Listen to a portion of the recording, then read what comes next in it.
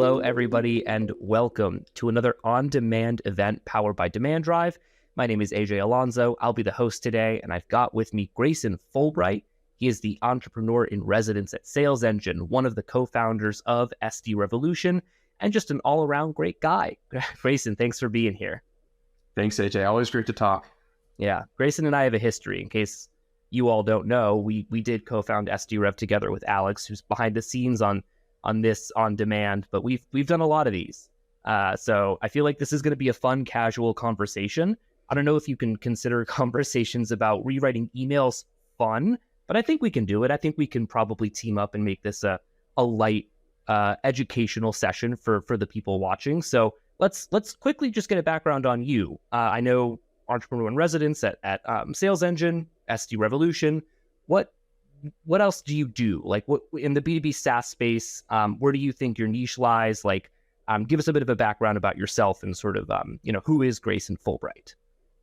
Yeah, absolutely. So quick response is, I've taken the entrepreneur in residence role as a traditional role. And, I've been called a founder for hire. I've been called a startup Navy SEAL. Essentially what I do is I hop into businesses and help them grow. Rather than focusing on one particular specialization, coming from the teeth cutting of the entrepreneurial world, I kind of just play multiple roles and honestly take like a fractional consulting position when I help out companies.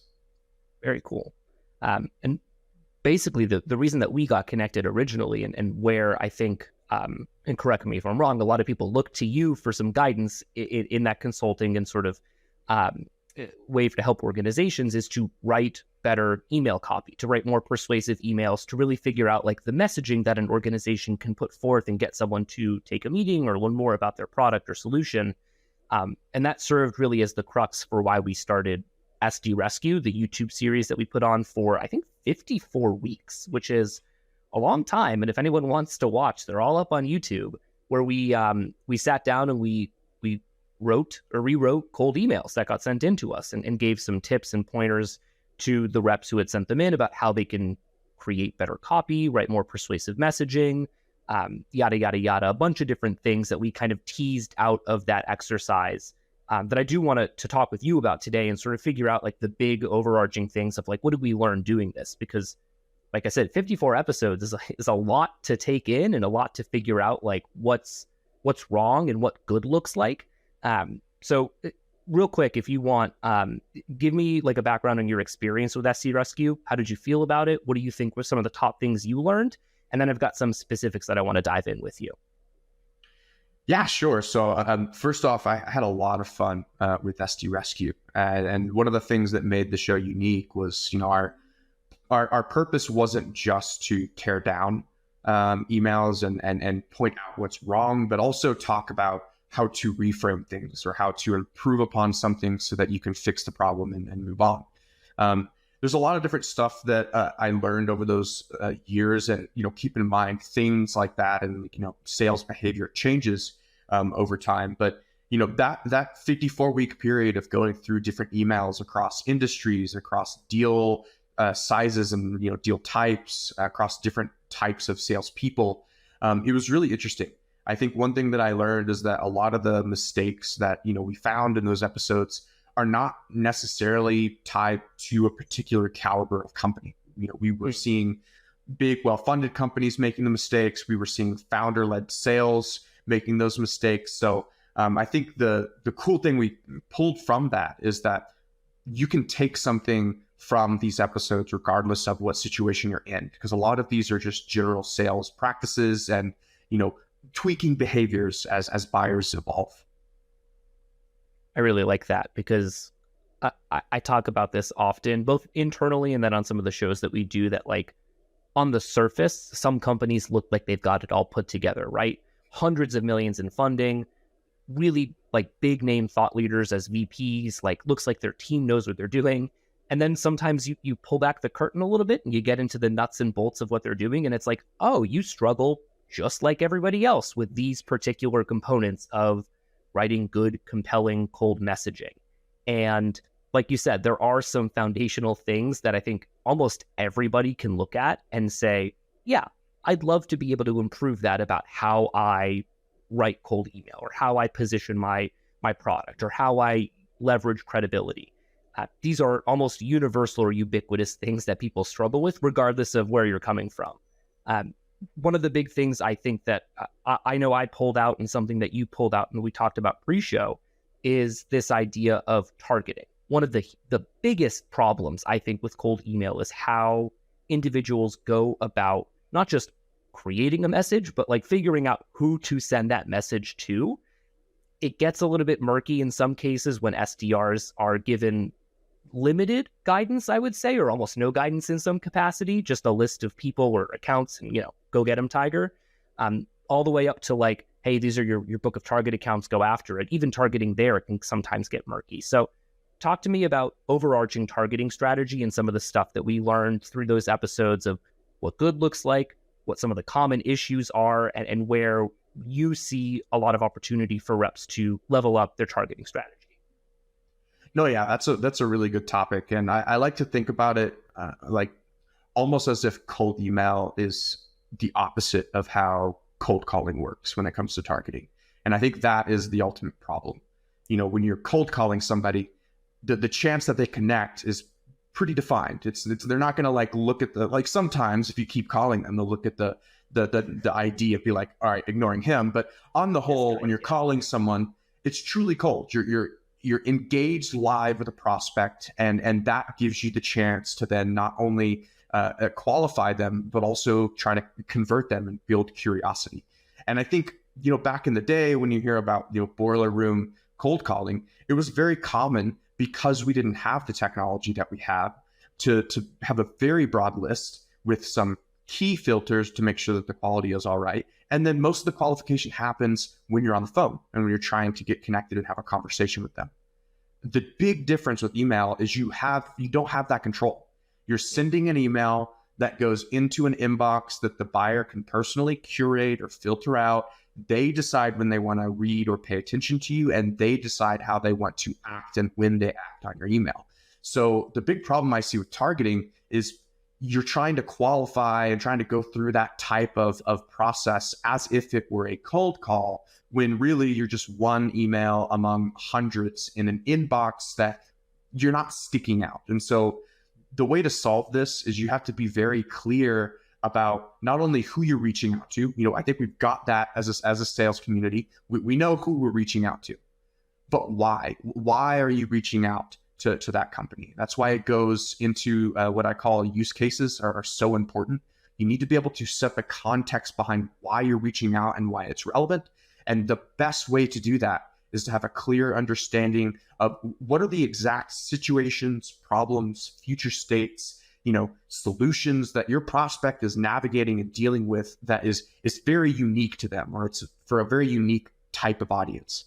If you can find that, then you have a reason to reach out. It's going to stick out a lot more because you're actually talking about something or engaging with someone that has a very relevant problem to whatever solution or whatever service that you're offering. And I think if you take that approach, just that is going to improve things, because even if you keep the same messaging, if you don't touch the messaging at all, you can still test use cases. You can test how different audiences or how different situations get responses from different types of topics, different types of offers. And I think that is a big missing piece within sales, where we're getting there indirectly with intent data and starting to really dig into like enriching accounts before an SDR goes after them. But I do think that we need to do a better job of actually understanding, if I have a list of 100 companies, could you segment that out into different use cases, or could you actually identify ones who potentially are less qualified because they don't have those use cases? I think having those types of conversations at a management leadership level would be really helpful for anyone who's sending an email, because the most important part is who it's for and why exactly the email is being sent out. Yeah, that why component, I agree, I think is missing in so many cases with SDRs for a couple of reasons. Mostly in my mind because either they don't care, like SDRs don't get paid enough to care or feel like they're in a position where they should care, which I think is wrong. I think you should always give a crap about what you're doing. But they feel like it's not worth their time to like really dig into and find a use case for someone outside of, well, you were put on a list by my manager and you hit these specific intent thresholds or whatever the qualification might be. So I know that I should be reaching out to you because of XYZ, but I don't know why. Like, you would be a good customer for us. That's like a missing component there for SDRs. And I think a lot of times, like you said, leveraging not just like the real time experience and feedback that you're getting on the phone, but also customer voice can be super powerful here, in that if you can just talk to a couple of different customers and understand like why they work with you, why they're customers, and use that to change up your message in some capacity, that has a huge component to being able to sell not just like why you're reaching out to somebody, but why they should listen to you, earning their attention. That's a huge portion of, like you said, emails. You get hundreds of them in your inbox. It's easy to ignore. But if right away you can show me this email is for me, you know why you sent it and it's relevant to me, you've earned at least an open and a cursory look at the message versus honestly just deleting it and kind of getting it lumped in with the rest of them. Completely agree. And I think that's a really good point. I think customer voice, and in particular, just like market research on the regular, I'd say like annually at the least, is super helpful, because that's also going to give you a competitive advantage if use cases change or if new use cases appear as technology comes up, you know, et cetera, et cetera. So completely agree there. Yeah. Next layer deeper, once you kind of know why you're reaching out to somebody. If I had $1 every time I heard this, I would be a quadrillionaire at this point. But people always tell you, you know, you have to have value in your email. Your email needs to show value right away. I even just said it in the last thing that we talked about, that if I can earn your attention and prove that like my message is valuable to you, I'll read it. What does value even mean?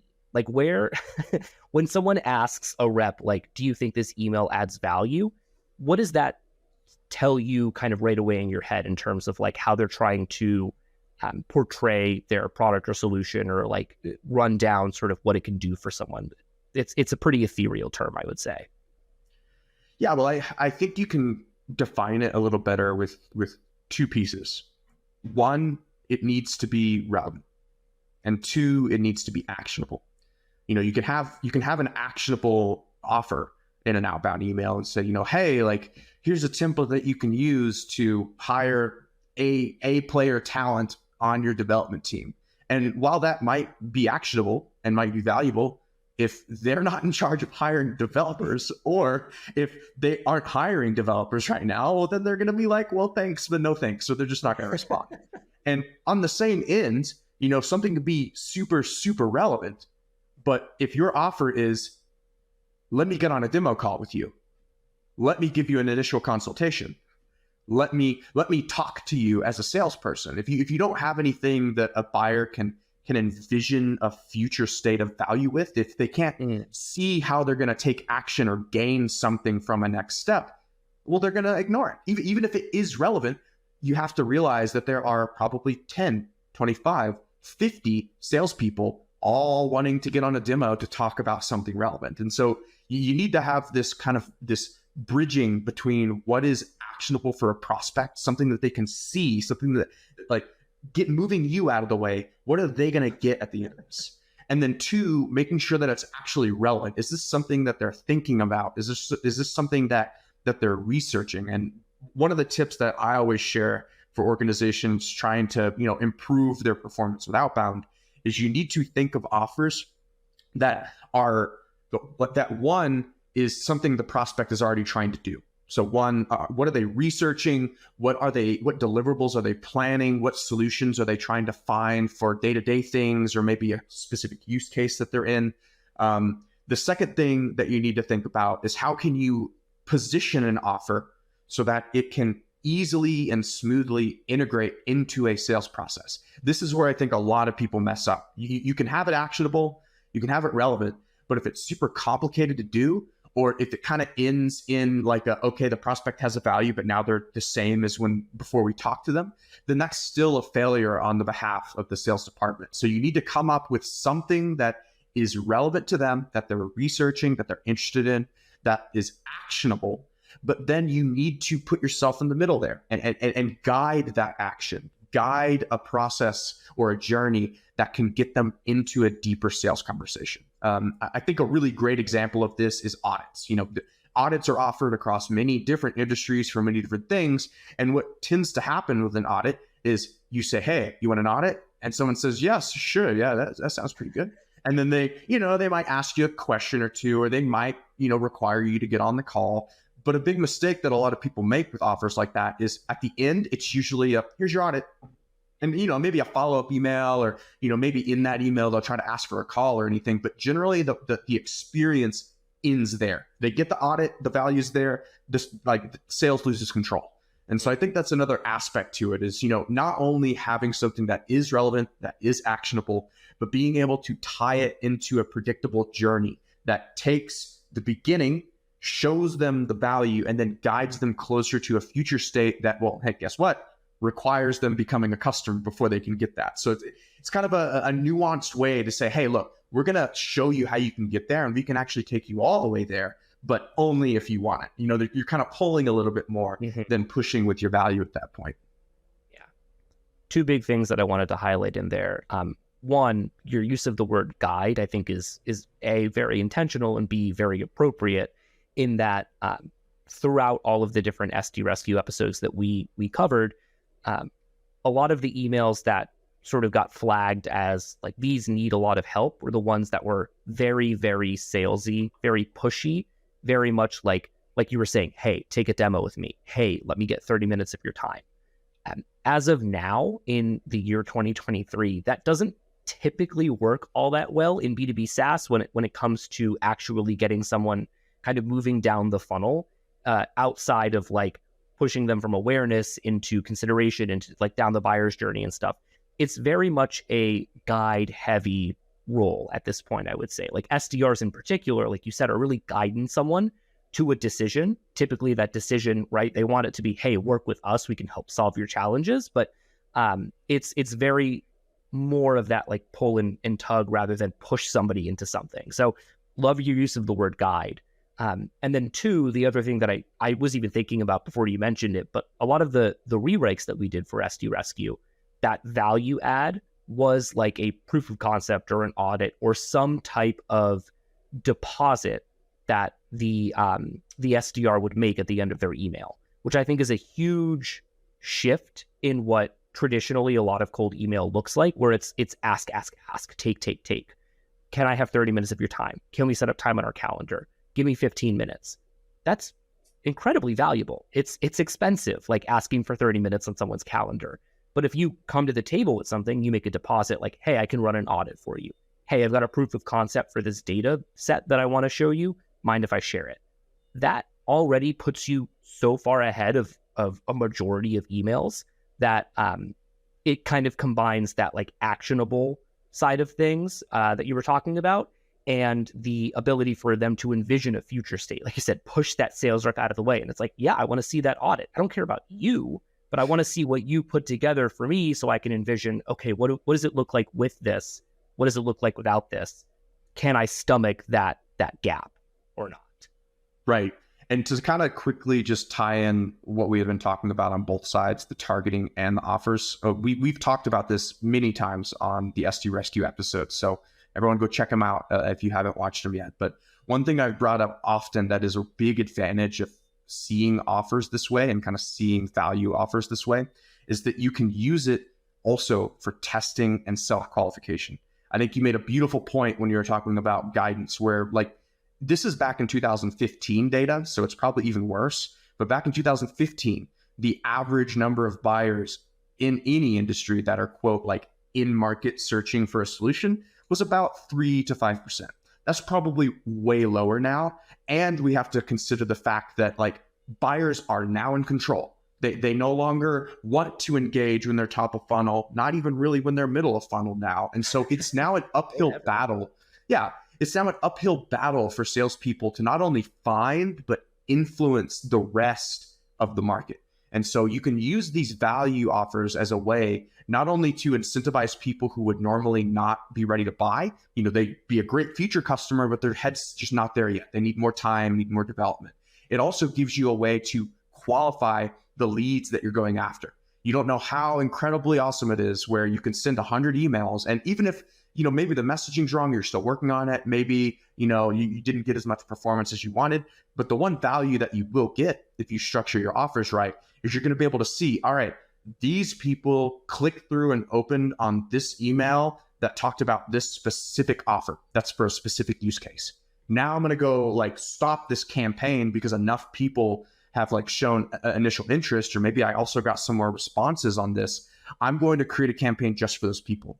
And really dial in and maybe even pull that offer into multiple mini offers that you can use to create an entire outbound sales experience just for that audience. And so using offers can also be a really great way for testing and a really great way for qualifying leads without them necessarily having to do it for you. I like that a lot. And I think that the best SDRs, albeit with the help or without the help of their manager, understand that every single thing that they do has some value to them in either learning more about their ICP, persona, audience, whatever, learning more about how their message resonates with specific people, understanding how they structure an email and how that changes their response rates, their open rates, etc. Everything has some value. And if you recognize that as an SDR and you can take that and do some really basic analysis and start to get more and more specific and niche down with your targeting, your messaging, even the structure of your email, you'll over time see your reply rates go up. You don't have to keep doing the same thing over and over again, just rewriting the same template, taking marketing's email and just blasting it out. Not to knock on marketing. I'm in marketing. I do that all the time, but there's an opportunity for you to take what you've learned and use it to tweak your emails and just make things 1%, 2% better. Because over time, that's going to compound in insane amounts, and you'll be able to see, double-digit reply rates over a period, not guaranteed, but over a period of time of kind of iterating and doing this, rather than just taking a template, making a few tweaks based on persona, shooting it out, and hoping for the best. There's always this feedback that you can put together to make everything better. Yeah, and maybe we can talk about that towards the end of the conversation. But yeah, I think that if companies did implement a testing system, even if they've started terrible and had a really bad starting point, it's pretty quick. Like 3 months minimum, probably 6 to 9 months average. You're gonna find how to engage with your audience. You just need to have this system in place and be very curious about observing the data. Yeah. Last thing that I want to touch on with you, last big point, is this idea, and it got brought up a little bit in the last point, of I guess earning someone's attention, creating some curiosity in an email. I think that a lot of emails are pretty bland, I would say. If I go through my inbox right now, I would say 80+% of them look pretty much the same, where it's an intro, maybe a bit of basic personalization, an offer, and a CTA. And that's it. And we've seen it in SD Rescue. A lot of the templates are probably not 80+% of them, like I said, all look the same. They're just ordered differently or say different words, but the offer is always going to be the same. What are some of the best ways that you saw reps earning the attention of someone they were sending an email to and using that to pique their curiosity to the point where I think we said it in a few episodes, it'd be stupid for you not to respond to them.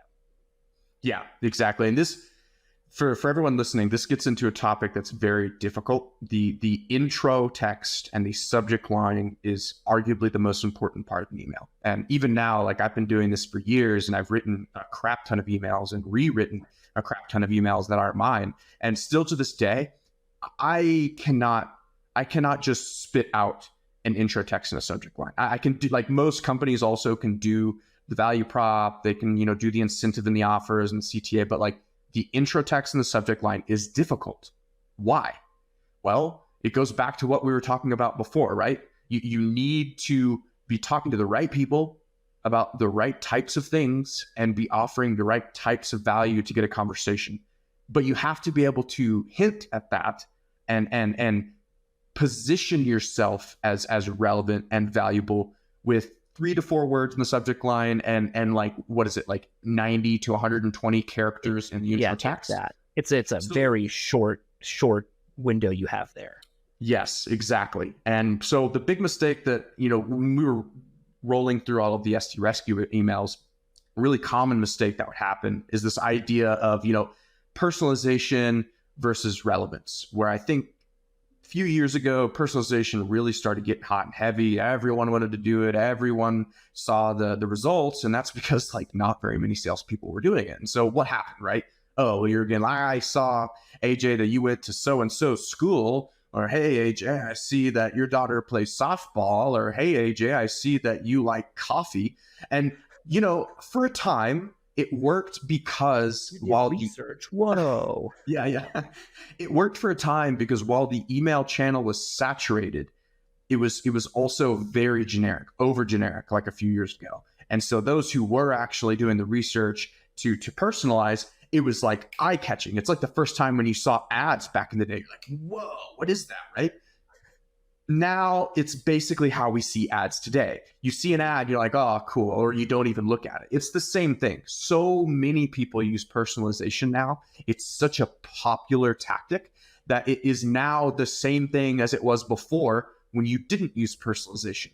It all looks the same. And so rather than just focusing on personalization for the sake of personalizing, the way I like to frame it is called genuine relevance.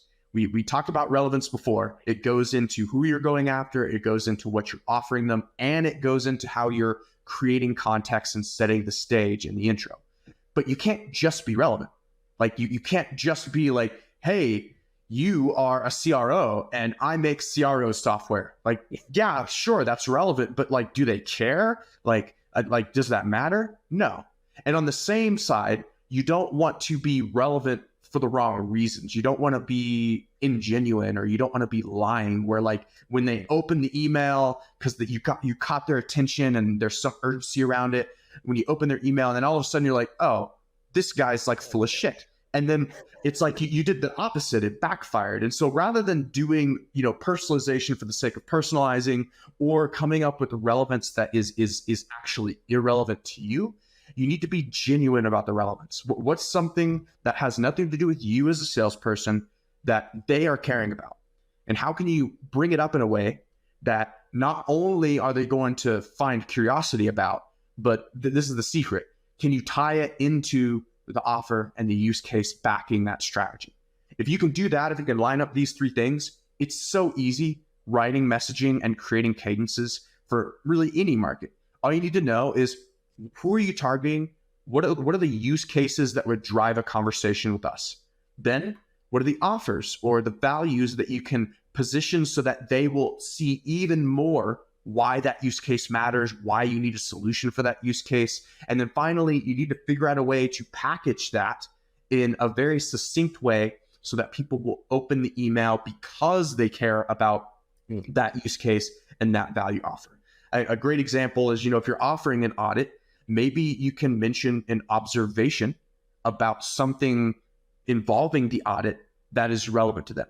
So, maybe you're looking at, conversion rates on the website, and maybe you could say, hey, I looked at your shopping experience and noticed that you don't have any cart abandonment set up, and, was curious why that is.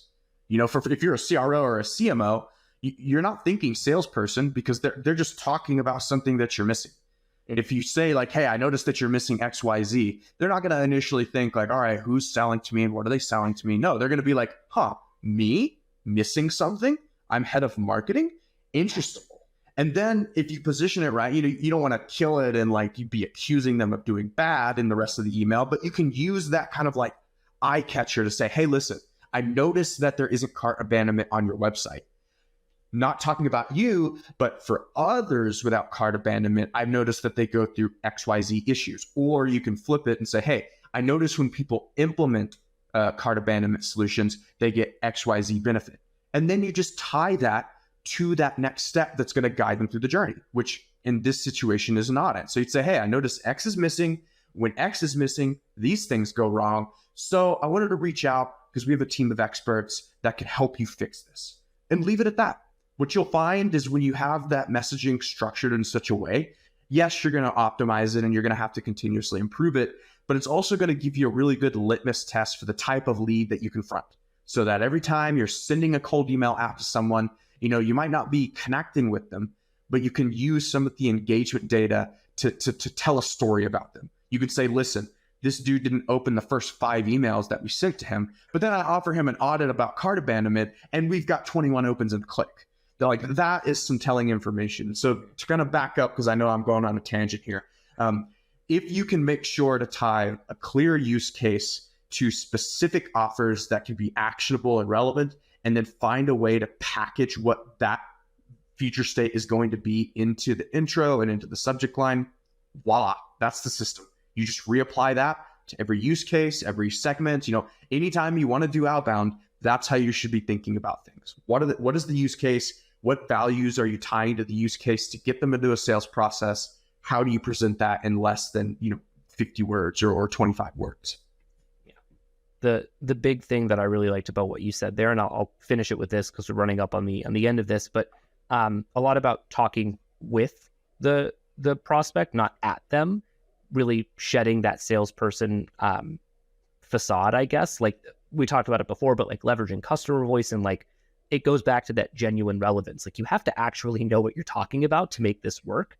And like you said, if it's ingenuine, they're going to smell it from a mile away. But if you can go in and really speak to someone as a peer or someone who knows what they're talking about, it does pique curiosity a lot more than someone who comes in with that ingenuine relevance. And it's like, oh, this guy, like you said, I can smell this bullshit from a mile away. Like he's trying to sell me something.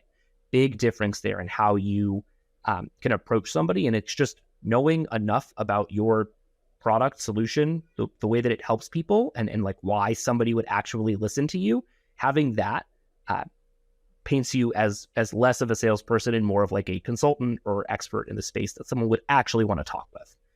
That was one of the big like overarching takeaways that I got from every episode that we did, was like these components that you had to have in order to see success. Last thing I'll ask you before we wrap up is like, is there one big takeaway from all of the SD rescues that we recorded that you saw as either pervasively good, pervasively bad, something that pretty much everyone needed to work on? Like a last nugget that you want to leave the audience with before we end this one.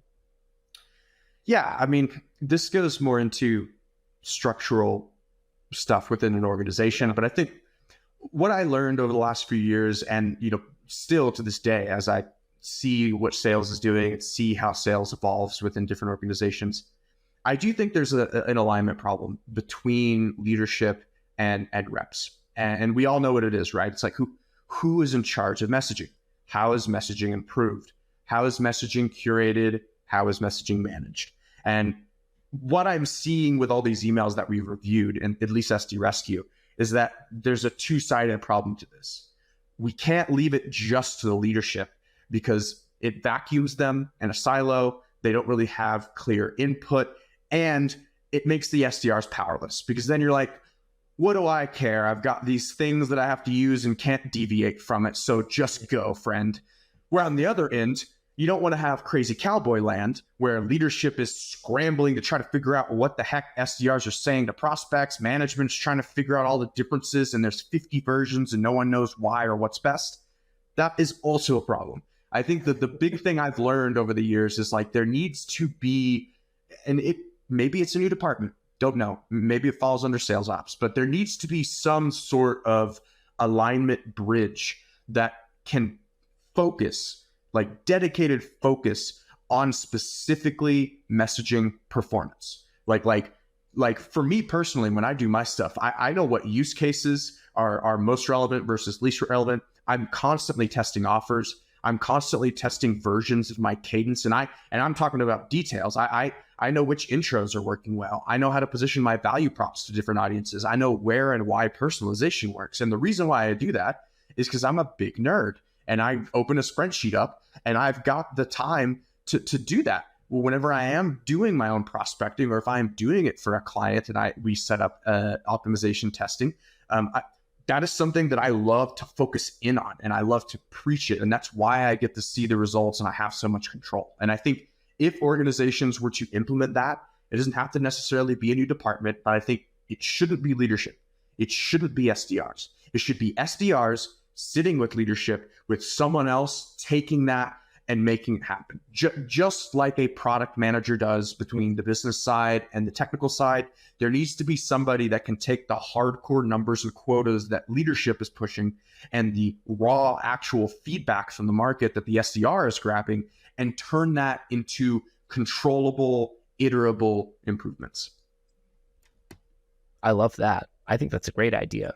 I'm a big sports fan in general. Baseball has this problem that everyone talks about where the nerds are running the game. Sometimes I don't think that's a huge issue. Like if you have people in there who can run some statistical models and really understand how to get the most, in this case, value out of players that are typically undervalued, nothing wrong with that. I agree with you. I think hire a big nerd and have them just look at spreadsheets all day and then figure out what works and what doesn't and be that bridge between the two SDR and leadership sides. I think that's a great idea. Hopefully. I think we figured out a whole new department here. Yeah. Awesome. Well, hey, Grayson, thanks for being here on this on-demand webinar. Lots of good stuff for someone to take away from this episode and really either A, make some actionable changes to how they go about creating messaging, or B, if you're a leader, really figuring out how to maybe dig into your team's messaging and figure out what are we doing that doesn't work and why do we keep doing it and how do we change it? So if you're listening and you pulled some actionable takeaways from this, let us know, make a comment, reach out to us, and maybe take a couple of SD Rescue episodes and take a look at those and see if we covered any of that in the past. 54 episodes, there's likely something that we've talked about that you're working on now that we attempted to solve at some point in the past. So thanks again for being here. Any last words you want to leave the audience with? Any way to get in touch with you? This is your chance. Plug anything you want. Yeah, sure. Please feel free to connect with me on LinkedIn. I know I'm a little quiet right now. I'm underground grinding, working on my stuff, but Fulbright B2B. So FULBRIGHT B2B. That's my my handle for LinkedIn.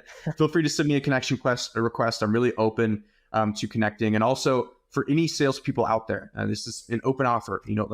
Let me know if you want to test out your pitches on a cold call or your script. If you want to test out your cold email and how you're sending them, feel free to send it to myself or AJ. We have taken a break from doing SD Rescue over the last year or so, but that doesn't mean that we can't restart it. And if we have enough people coming to us for help, we might just do a few episodes to get through it. And I think that'd be pretty fun.